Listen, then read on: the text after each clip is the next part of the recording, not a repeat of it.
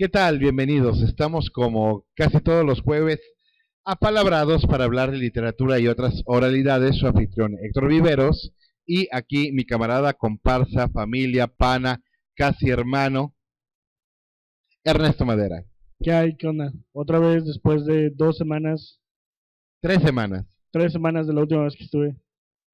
Sí, y bueno, tenemos muchas cosas que contar. Tenemos que decir que fuimos a la Ciudad de México a un evento organizado por la oficina de Rodrigo Porrúa, el escritor Javier Covarrubias y yo, a ser presentados como parte de la nueva camada de escritores de la convocatoria Se Buscan Escritores Vivos o Muertos, y pues tenemos mucho que contar al respecto, solo que nos los vamos a guardar para cuando los libros ya estén en producción. Solamente quiero agradecer a Daniel, mi agente literario, al señor Perea, mi corrector, y a Mauricio, que es el diseñador, porque el evento al que fuimos fue para conocer a todo el equipo creativo y compartir nuestras ideas acerca de cómo deben ser los libros como producto final, y estoy encantado con todas las atenciones de la oficina del sello de Rodrigo Porrúa, que nos trataron maravillosamente. Pues yo no fui, digo, Héctor dice fuimos, pero se está refiriendo a él y a Javier. Pero me imagino que como escritor no publicado y con ansias de publicar, la experiencia de estar en un evento organizado por una editorial donde te están presentando como uno de los nuevos escritores de su firma editorial, pues debió haber sido una experiencia muy, muy, muy gratificante. Ernesto, ponte las pilas y la próxima convocatoria, aviéntate, la verdad. Ya veremos si sale. A la que hay que aventar es a Gaby. Ah, sí, pero ahí ya creo que hay que sacarle las historias con tirabuzones. Bueno, con lo que hay que sacárselos. Mira, si tenemos que comprar en la sex shop con qué sacarle las historias, lo hacemos. Bien. Ok. Me parece. Entonces, el tema del día de hoy. El tema del día de hoy es un tema inacabable porque se trata de qué es lo que hace a un héroe un héroe. Porque entramos en discusiones bien bizantinas sobre si el protagonista de una historia es el héroe de la historia, sobre si el narrador de una historia es el héroe de la historia, o qué es lo que convierte a un héroe en un héroe. ¿Es una persona ordinaria obligada a hacer algo extraordinario? ¿Una persona extraordinaria obligada a aceptar o a cambiar su destino? Y es una discusión que nos vamos a aventar el programa fácilmente sin llegar a ningún punto definido. Sí, podríamos decir, vamos a hablar de muchas cosas y probablemente nos quedemos solamente en una, por lo mismo que es tan extenso. ¿Qué es lo que hace que un héroe sea un héroe? Y por ende, ¿qué es lo que hace que el villano sea el villano? Eso es otro programa, güey. Esa es otra cosa. Eso es otro programa, neta. Y luego, ¿qué pasa con la figura del antihéroe, que también es muy popular en estos días? De hecho, creo que ya tenemos los próximos 3 programas hechos con nada más con esos 3. Con esos 3, fácilmente. Sí. Y bueno, para empezar, quien narra la historia, cuando no está contada en tercera persona, no define quién es el héroe, porque podemos tomar el ejemplo de que las historias de Sherlock Holmes están contadas por Watson, y Watson no es el héroe de la historia. No, nunca. Nunca, jamás. Y entonces el protagonista es de quien habla la historia, y les voy a soltar una bola curva. ¿Quién es el protagonista de la última película de Mad Max, Furia en el Camino? Puedes decir que es Mad Max. No lo pero es. no lo es. No lo es. Y te puedes ir con la finta de que la protagonista es Furiosa. Pero Furiosa. Y yo creo que ella sí es la protagonista, pero no es el héroe de la película. No, el héroe de la película es, spoiler alert si no la han visto. Si no la han visto, avergüéncese. No, si no la han visto, no manches. Ya pasaron casi 2 años del estreno. Más de 2 años del estreno de Mad Max. Ya. Ya. O sea, ya no cuenta como spoiler. No, ya no. Después de un año ya no cuenta como spoiler. Ya no cuenta como spoiler. El héroe de Mad Max, Furia en el Camino, es Nox. ¿Nox? ¿Quién es Nox? Ni te acuerdas quién es Nox. No, y es que no te acuerdas del nombre del personaje, pero seguramente si te decimos lo que hizo en la película, vas a decir, ya sé quién es. Nox es un mediasangre. Niños que nacen anémicos después del desastre ecológico, que tienen que estar recibiendo transfusiones de sangre y que viven para servir a Immortan Joe y que creen en un sincretismo de religiones en que el servir a un señor de la guerra les va a garantizar la entrada al Valhalla. Muy nórdico el asunto. Muy nórdico. Y él es un pobre pendejo que recibe la sangre de Mad Max, que está conectado intravenosamente a él cuando se da el accidente que conecta a Mad Max con Furiosa. Y Mad Max, que fue el héroe y protagonista de 3 películas, ahora encarnado en otro actor porque el tiempo es cruel. Sí, Mel Gibson ya no da el ya dio el viejazo y ya no puede con el papel de acción que representa Mad Max. Bueno, Max. Max Ratajkowski. Sí. O sea, hubiera sido tan ridículo como lo fue volver a ver a Harrison Ford interpretando a Indiana Jones en La Calavera de Cristal. Horror de horrores, o sea, quiero borrar eso de mi mente. Además de que la película fue horrible, el reparto estuvo genial, pero es otra cosa. Digo, Clay Bachet de Dominator rusa definitivamente me la prende. Sí. Pero aún así, ver al Harrison Ford de esa edad volver a interpretar al héroe de acción que fue Indiana Jones hace 30 años, no me la creí. Pues. No, fue vergonzoso.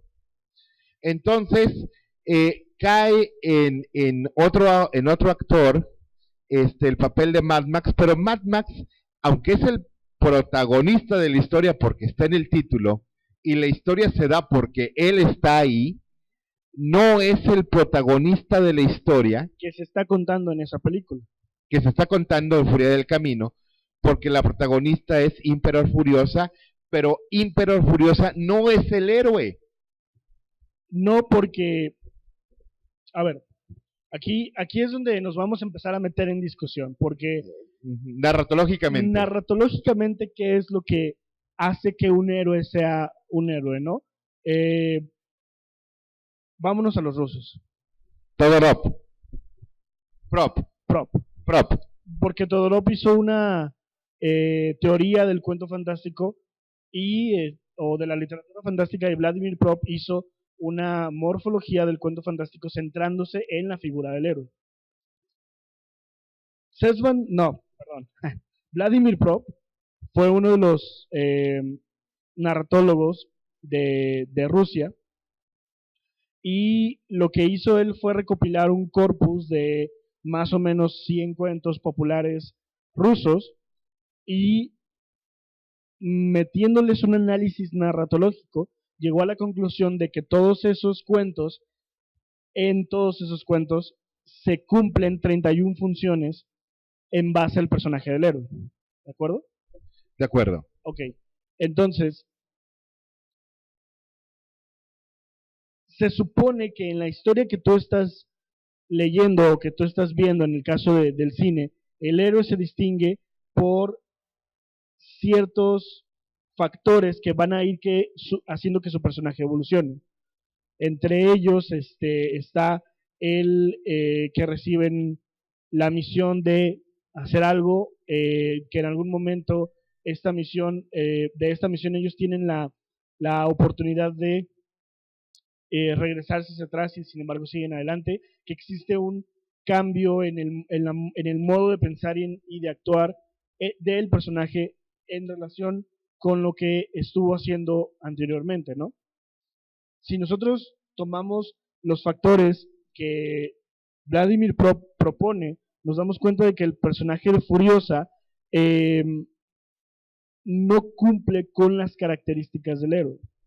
Sí, mira, es que vamos desde la génesis. Es que se puede entender al héroe o al tipo de héroe partiendo de dos puntos de vista. Uno desde el punto de vista mitológico y de otro desde el punto de vista más realista. Desde el punto de vista mitológico, el héroe, y estamos hablando de Jasón, estamos hablando de Hércules, estamos hablando de Teseo, ajá, estamos hablando de una persona extraordinaria que hace algo extraordinario, lo cual narratológicamente es un poco limitado y hasta choteado, porque que una persona extraordinaria haga algo extraordinario, pues es prácticamente lo que esperas desde el principio. Sí, o sea, la historia gira en torno al que los demás personajes están esperando que la persona extraordinaria llegue a cumplir con ese evento extraordinario, que es lo que va a hacer que lo que está sucediendo en ese momento cambie. Y sin embargo, en tiempos recientes se conqué del héroe, y este es el héroe del siglo XIX y el siglo XX, espero que se retome en el siglo XXI, que es la persona ordinaria que a través de las circunstancias de su vida, a través del medio social en que se desenvuelve y de las personas a las que quiere proteger, una persona ordinaria logre realizar algo extraordinario. Y eso narrativamente es muchísimo más interesante, y es lo que ocurre con Mad Max Fury Road. Sí. Mad Max sabemos que es un personaje extraordinario. Sí. Furiosa, a la propia concepción, desde el primer momento que te presentan al personaje, te hace ver que es un personaje que destaca por encima de todos los demás. Es una cyborg. Es una cyborg. Está encargado de la conducción de uno de los convoys.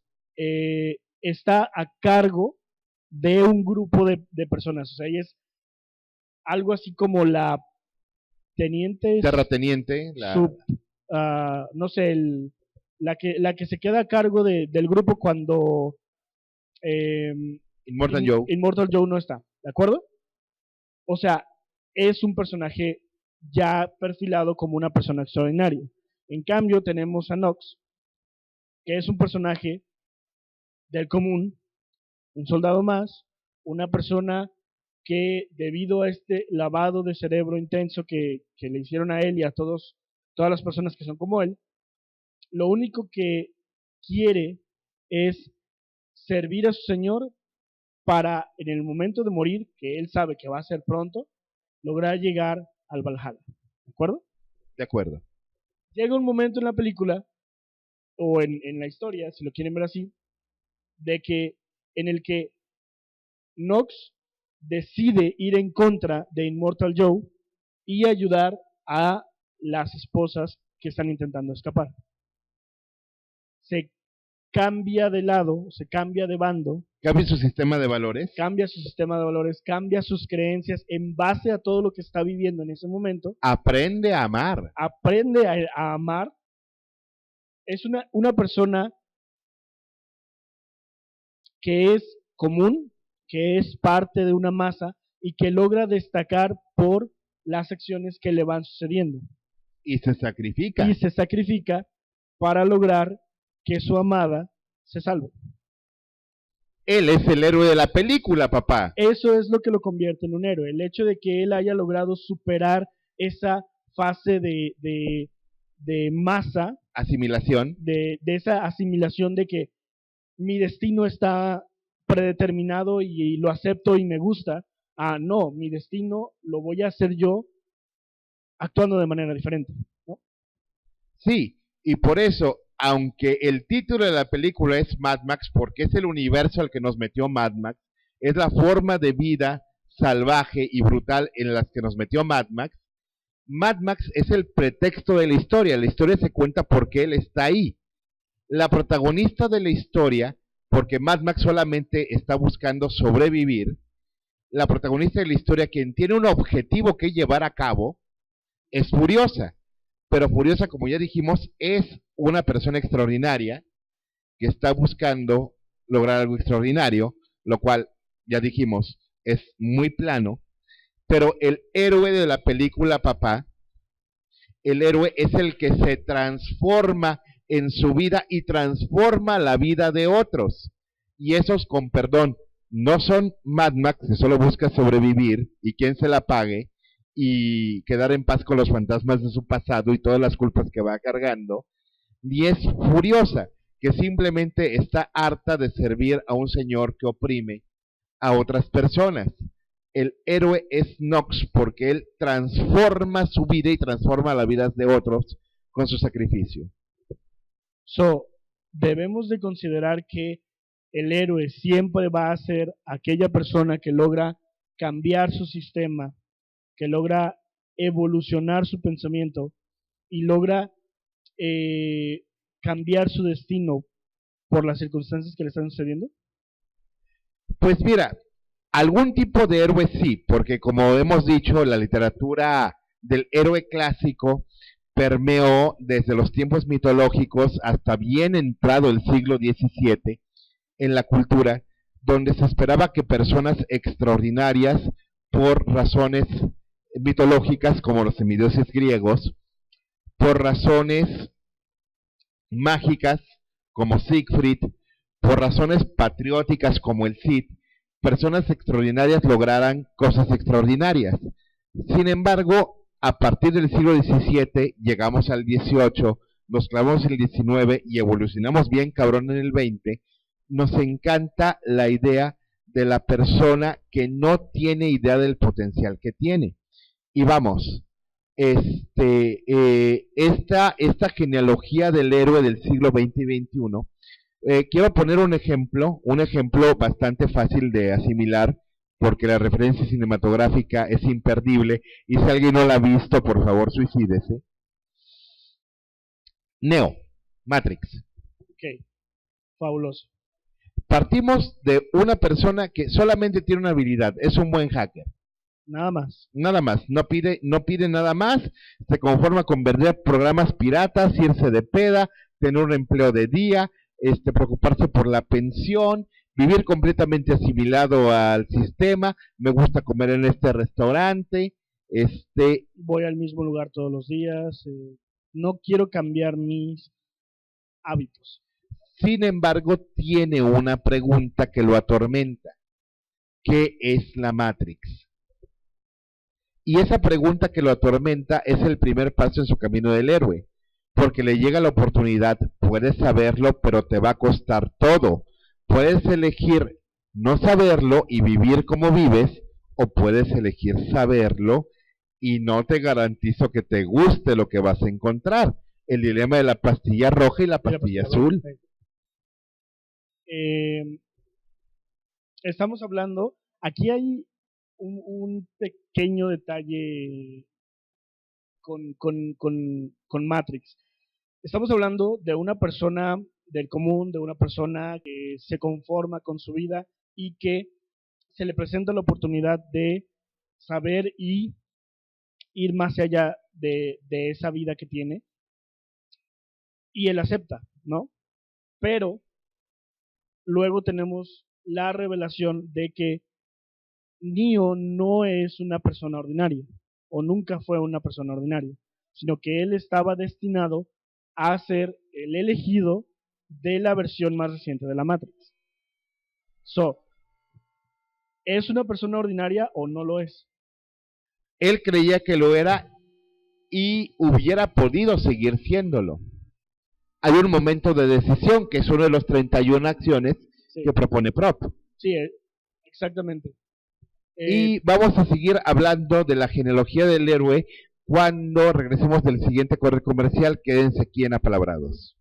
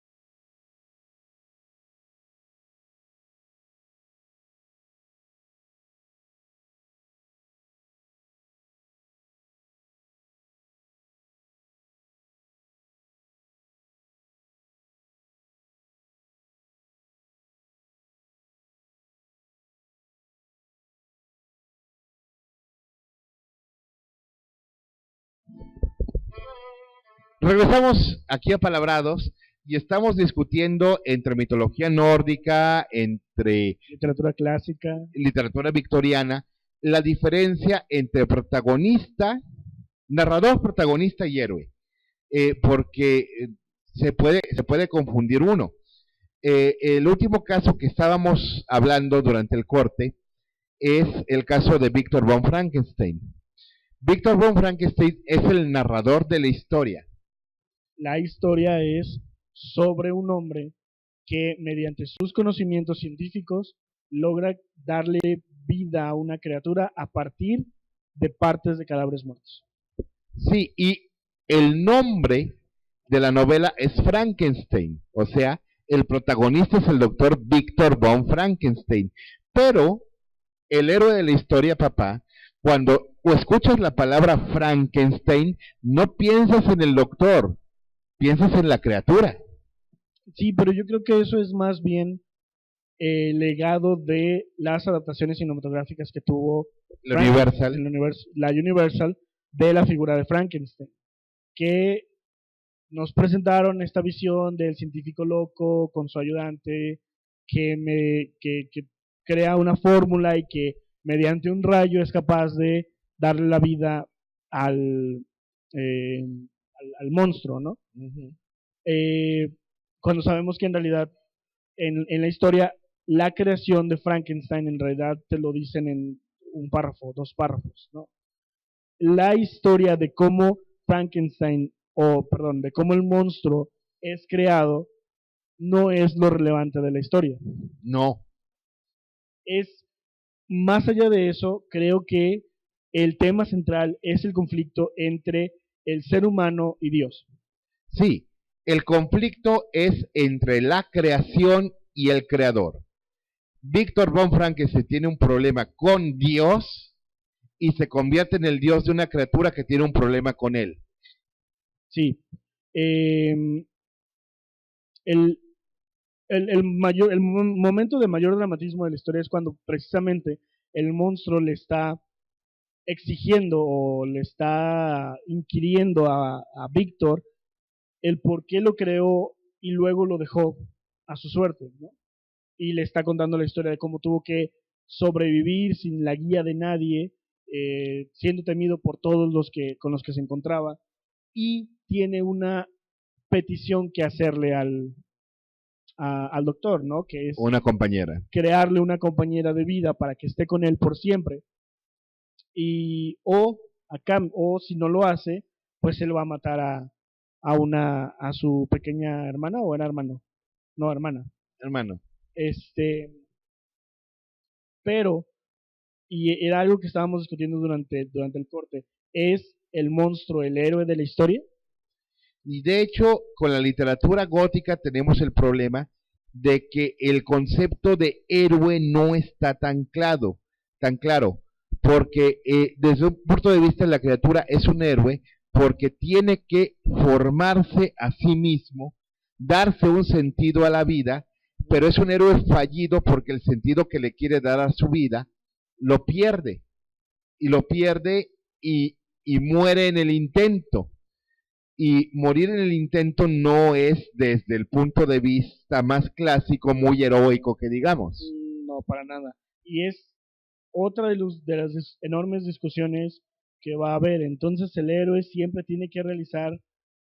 ¿El héroe siempre tiene que ganar? Cuestiones heroicas. Digo, ¿el héroe siempre tiene que ganar? Y yo digo absolutamente que no.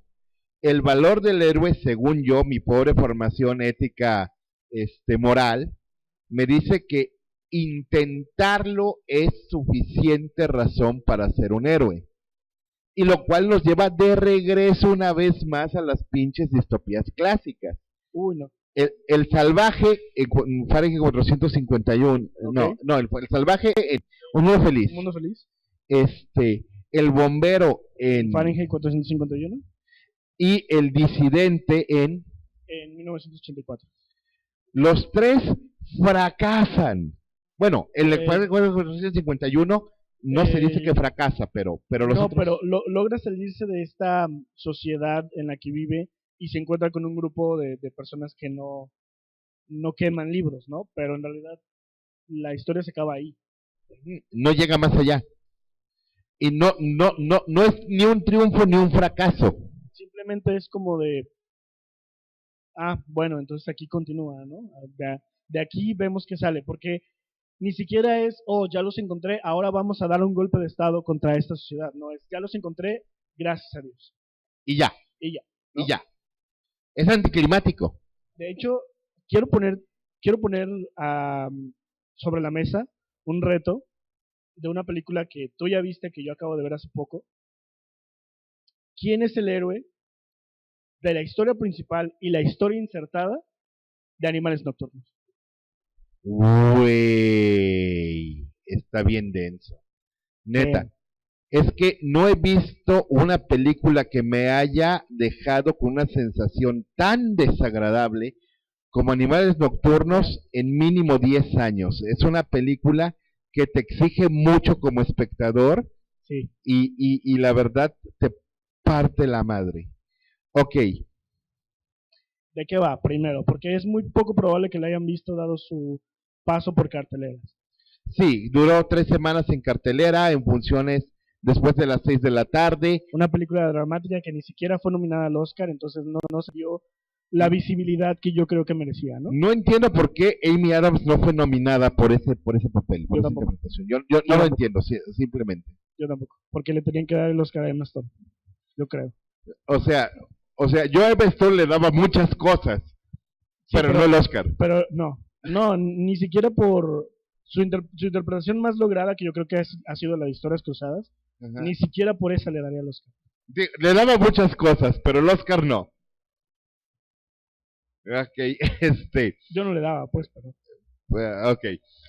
Animales Nocturnos es una historia muy dura que empieza con una secuencia que ejemplifica el vacío cultural de la civilización occidental y la pérdida del carácter verdaderamente transgresor y transformador del arte, que en una exhibición de museo lo único que hay son fotogramas y videos de mujeres gordas bailando de forma grotesca.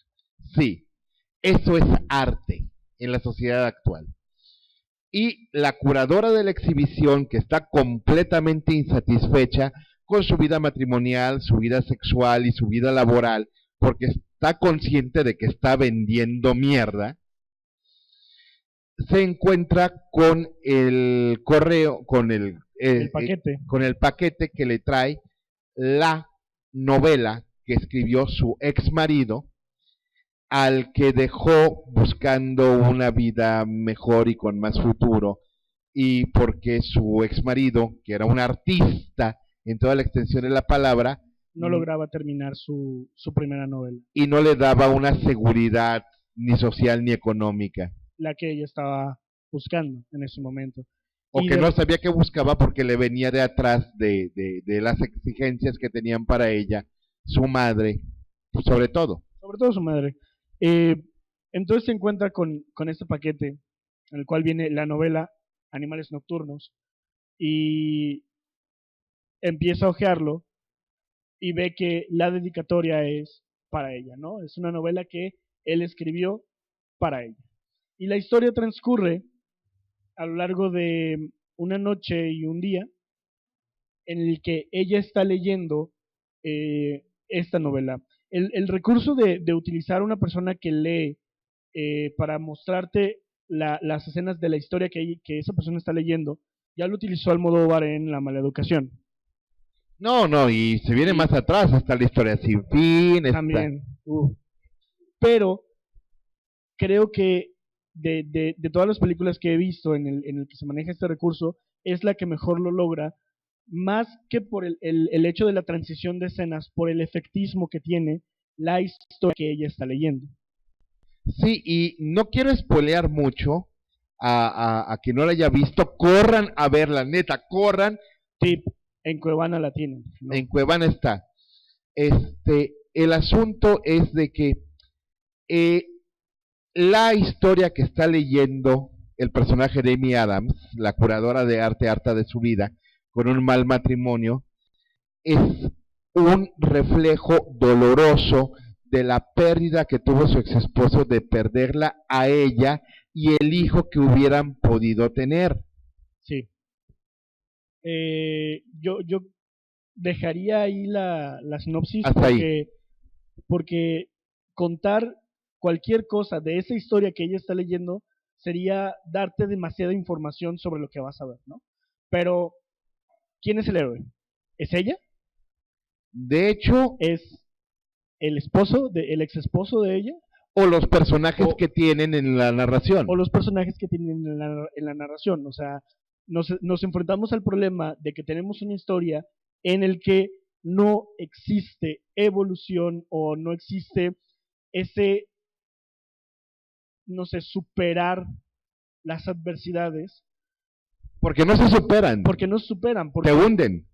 estamos ante una historia que lo único que hace es meterte, meterte, meterte, meterte en un túnel que al final, cuando llegas al final te das cuenta de que lo único que hiciste fue caminar directamente hacia una pared. Sí, entonces el narrador es él. El Sí, narrador es el ex esposo escritor. el narrador de la historia que ella está leyendo, ¿no? Y también a través de que ella está leyendo lo que él hizo, es quien propone el marco de la historia. Sí. La protagonista es ella. La novela que ella está leyendo es el pretexto de la película para mostrarnos la vida insatisfecha que tiene ella, ¿no?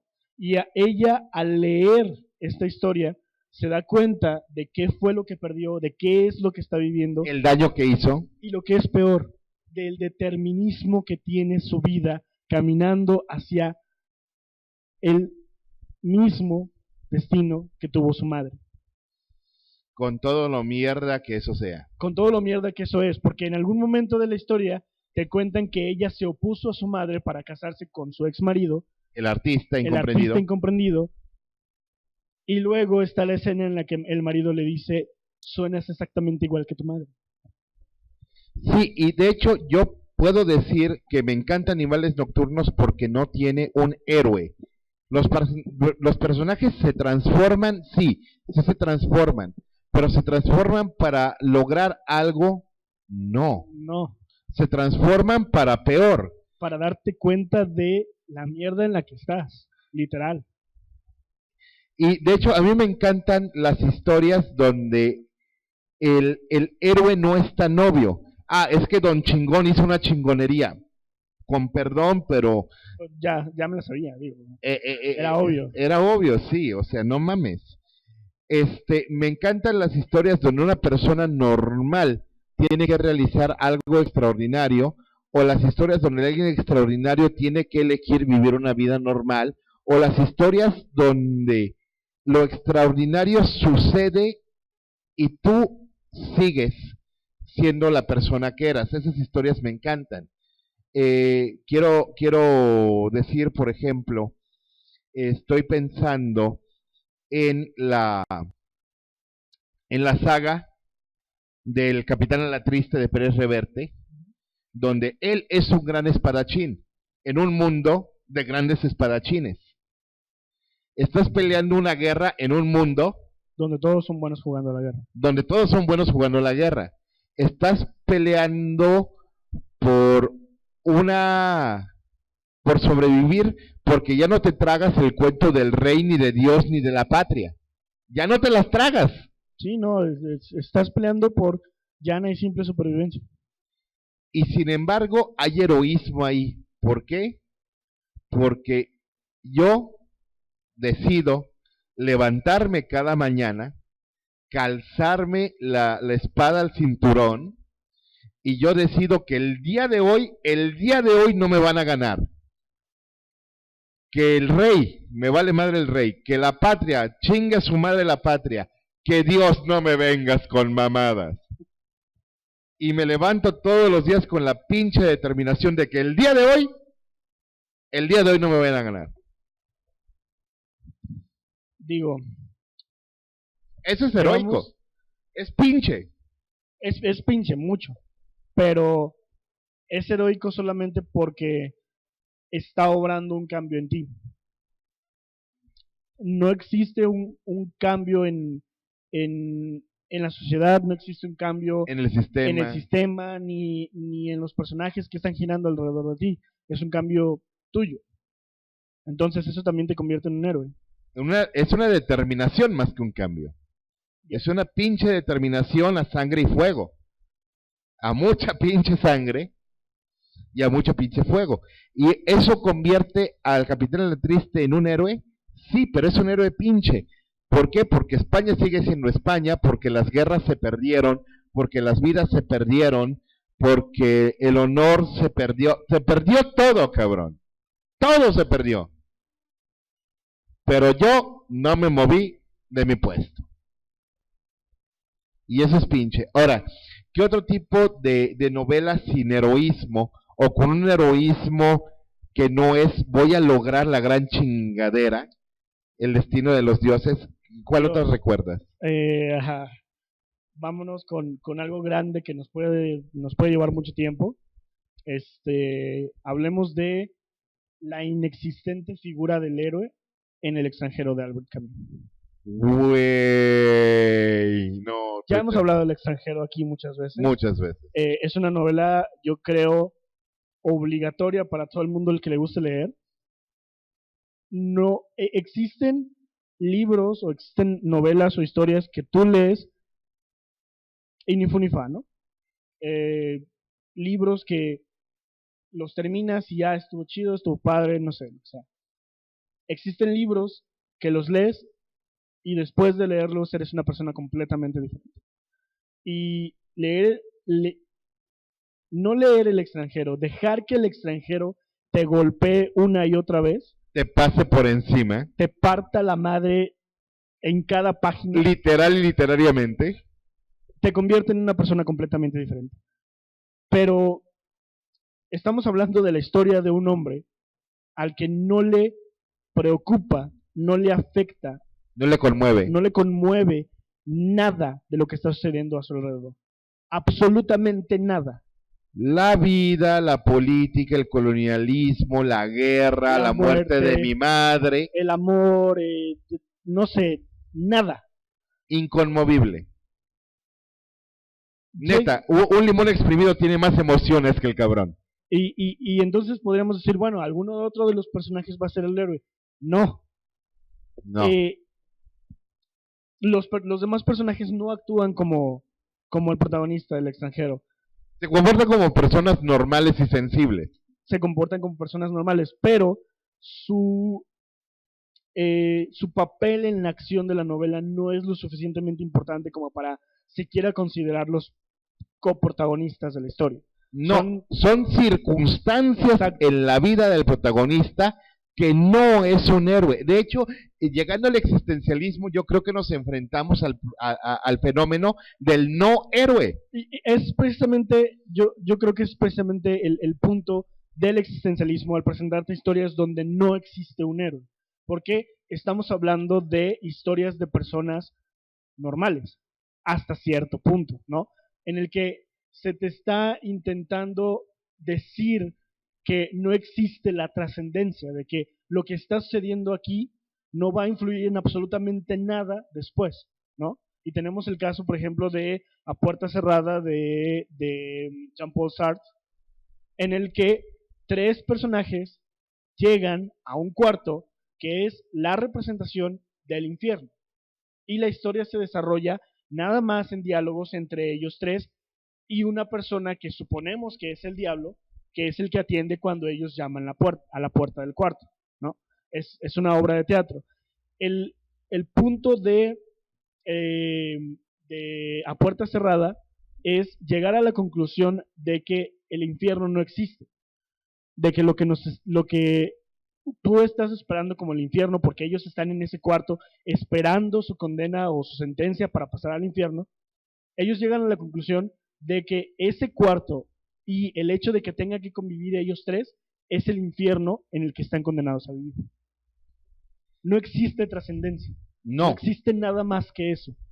Y el fenómeno del no héroe, de que no hay ningún acto que haga ninguna diferencia, trascendencia, cambio que sea verdadero, efectivo y consecuente en el mundo, es la herencia de los existencialistas. De hecho, yo creo que los existencialistas lo retratan mejor, pero yo pienso que viene desde más atrás. De hecho, yo creo que viene desde el nihilismo. Incluso tú sabes que yo considero como el papá de los existencialistas y el papá de los nihilistas a Herman Melville con Bartleby el Escribiente, Sí. que es precisamente un caso de que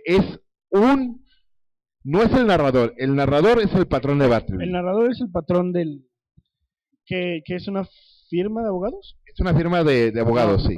O de contadores. No, son abogados. Nos quedan 3 minutos. Okay, vale. Ya leí Bartleby, así que ya puedo hablar sobre eso. Ok. El narrador es el patrón de Bartleby el Escribiente, ¿no?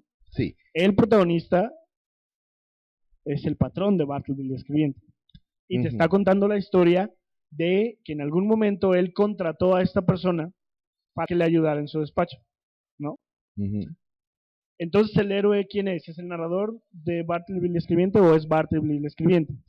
Ninguno de los dos se transforma. Ninguno de los dos, porque el narrador solamente te está contando la historia. Y Bartleby es un personaje que en el momento en el que su patrón le dice, oye, ayúdame a hacer esto, él contesta. Preferiría no hacerlo. Y nada más. Y es lo único que hace o dice de relevancia en toda la historia. Enrique Villamatas hace un libro genial que se llama Bartleby y compañía, donde equipara a Bartleby como el primero de los muchos héroes del no. Héroes del no porque no son los que se proponen hacer algo extraordinario, sino los que desenmascaran la falsedad del sistema de valores, del sistema económico, del sistema político, del sistema religioso, simplemente con el revolucionario acto, el único acto verdaderamente revolucionario de decir no. ¿Qué te parece si lo cortamos aquí este programa? Sí, aparte porque Villamatas es el amo de los no héroes. Es el máster absoluto. Y la próxima semana hablamos de Bartleby y compañía. Vale, perfecto. Entonces, nos van a salir muchos programas de aquí, la verdad, porque está el de villanos y está el de antihéroes, pero los héroes del no, Bartleby y compañía, la próxima semana. Entonces, sintonícenos aquí en Apalabrados, va a estar bien pinche denso el próximo programa. Ernesto Madera. Sí, de por sí. Sí, de por sí. Ernesto Madera. Pues nada, nos vemos la siguiente semana. Lean cualquiera de las cosas que dijimos hoy. Vean Animales Nocturnos, de verdad, vean Animales Nocturnos. Y pues nada, ya. De hecho, creo que la última película que me había dejado tan inquietado antes de Animales Nocturnos fue Spider de David Cronenberg. Ajá. Otra película donde no hay héroes. Otra, y fueron como 12 años de diferencia para que vean. Bueno, nos vemos aquí la próxima semana y lean. Sí, pues ya.